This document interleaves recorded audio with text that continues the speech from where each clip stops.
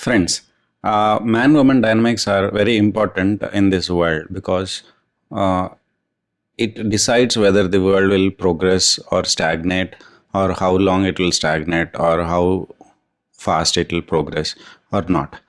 Therefore, I dwell on this subject, though it is sensitive and though it is very subtle. Because if I make a statement or anybody makes a statement in these dynamics, then there are so many things that people can easily oppose. But these statements or these conclusions that I draw, etc., they are based on a lot of observation, a lot of love and patience, and keeping the overall welfare of the world in mind and the design of the nature in mind. Now, one of the important topics could be that in the recent past, most people are teaching very young children like LKG or even like 3 years, 4 years old girls what is good touch and bad touch, etc. Now, this has been widely supported. Most people are supporting this. Uh, I I'm here to say that I don't oppose this per se, but I'm trying to tell you what are the negative effects of this. The cost is too high of this practice in the long term, and yes, we all need wrong things to stop. But why are we doing this? This particular thing, because we think that we cannot control our kids, or we cannot control the neighbors, or some something will happen that is devastating in our lives or in our children's lives. We want to avoid that. The intention is very noble and very good, and I agree with that intention. I too have that intention that nothing bad should happen to anybody.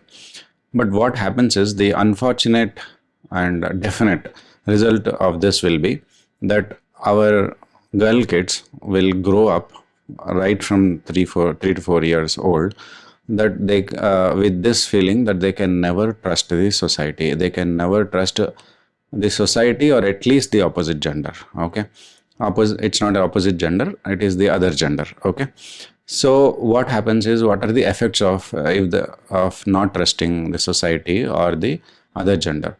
Then all their lives they will remain without trust. They will always have doubt and therefore fear, and therefore their interaction with the society, their interaction with the other gender will always be stunted. And when you start with that wrong footing or bad faith, there is no good faith anymore, there is bad faith. Then what happens is, I cannot even describe, because everywhere they are going to be thinking that they are the victims. Everywhere they are going to think that they have to fight for whatever they want, and fighting. Everywhere there is fighting. They are going to alienate themselves from the society, from the other gender, and because of this, there will be effects on them that are reflected from their actions, and therefore they will further be in trouble, and because of that trouble, they will again reinforce this negative feeling about the others.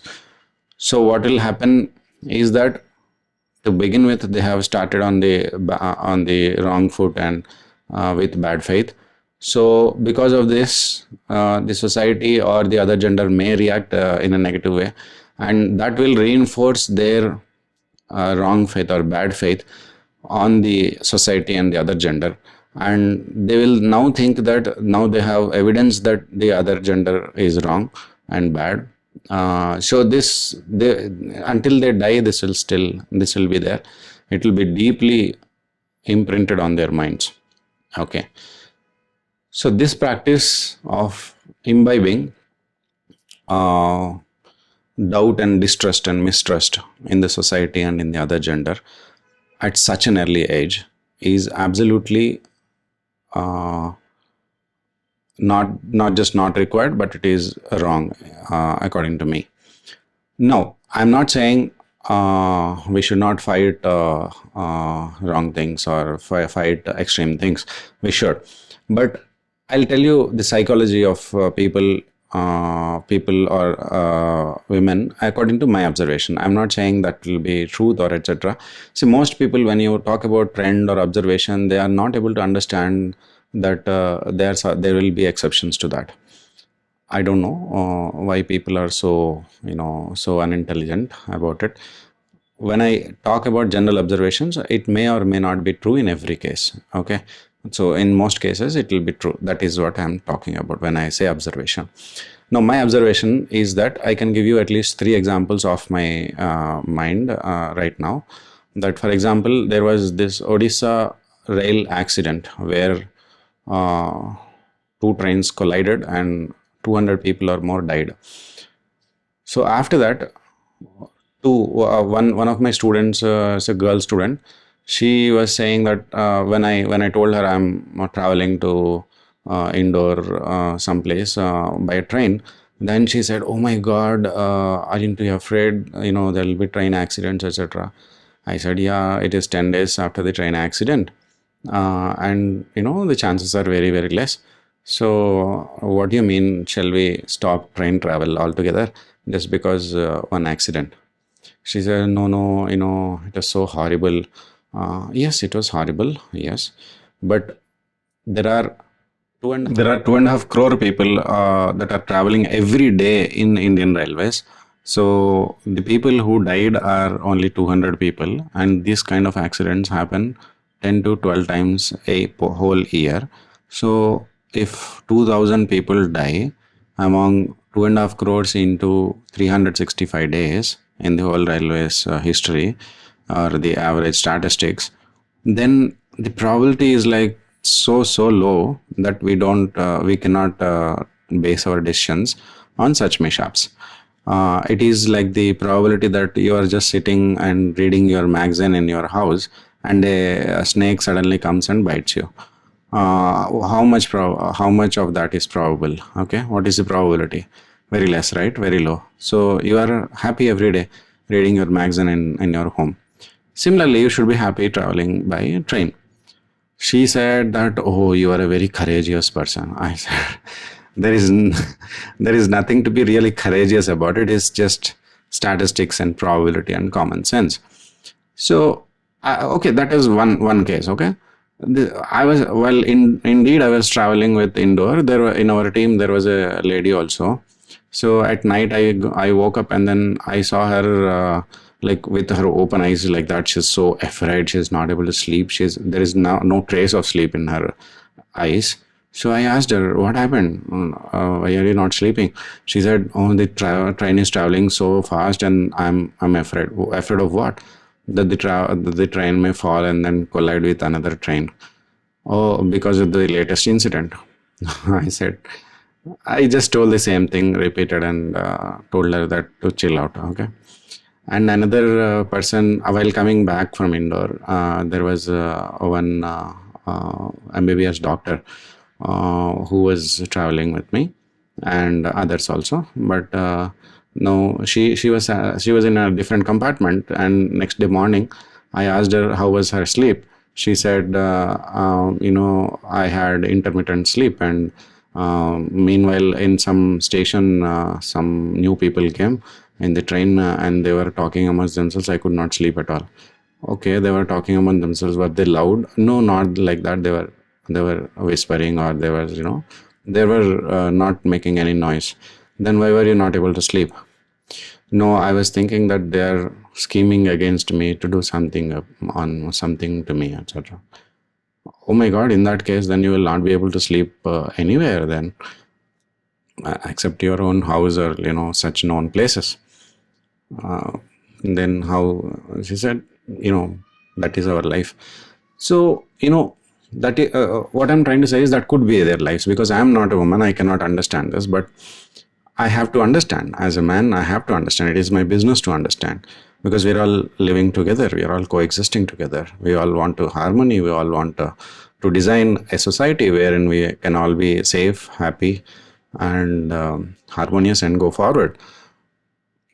But I have to say that, such bad news has a great effect on women more than men. And what happens is, see, train accident is equally affected on men and women. So okay, we can understand rapes and molestations where may have different effect on women, but train accidents, that is the same for men and women, right? But even then women are more afraid. Therefore what I'm trying to say is, your methodology of inventing this solution to teach good touch and bad touch to kids, and this is mostly initiated by women only, mostly.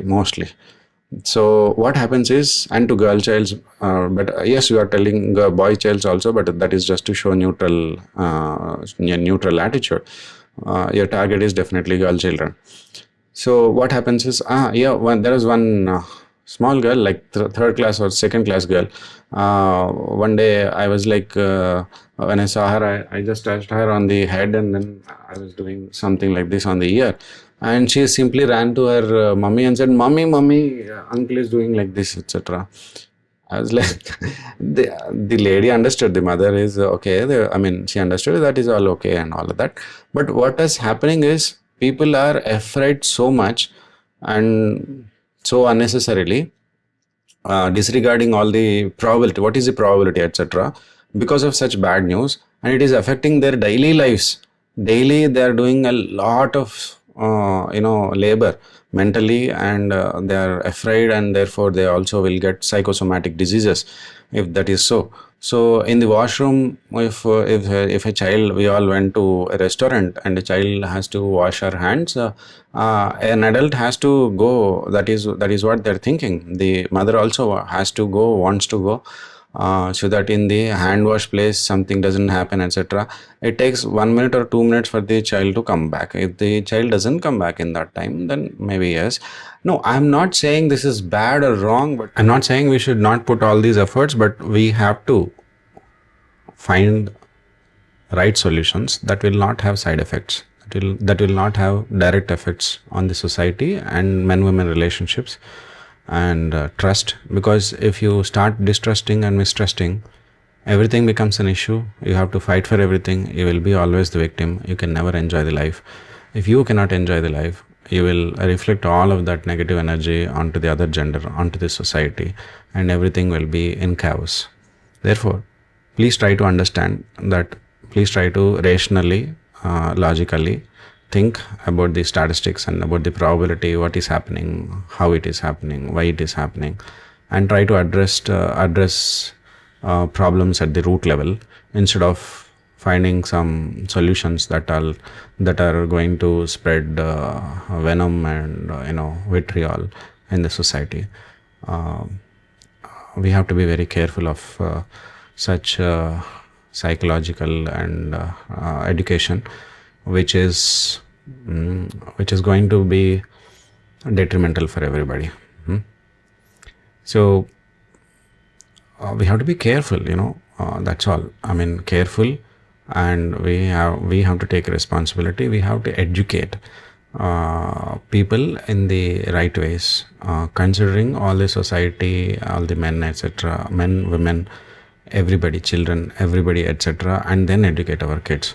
So educating a child in a particular way is not a small subject. It has to be thought very comprehensively, and what has to be part of education and what should not be, has to be very carefully,